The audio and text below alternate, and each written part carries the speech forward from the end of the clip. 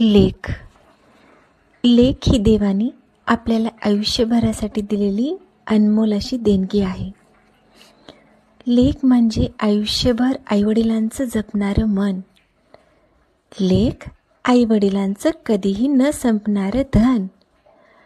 लेख आभाळभर माया. लेख आईवडिलांची छाया. लेख सागराचा किनारा.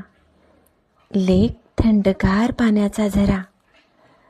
लेख म्हणजे आयुष्यभर सगळ्यांसाठी झिजणारी सान.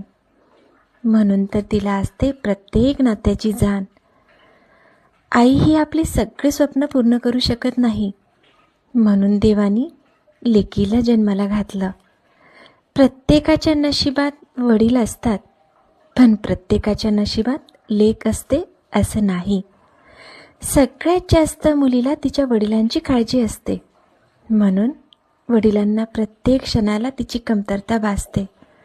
म्हणून तर म्हणतात, लेक माहेराचं सोनं, लेक सौख्याचं औक्षण, लेक बासरीची धून, लेक अंगणी पैंजण, लेक चैतन्याची रूप, लेक अल्लड चांदण, लेक रंगाचं शिंपण, लेक गंध हळवं मन.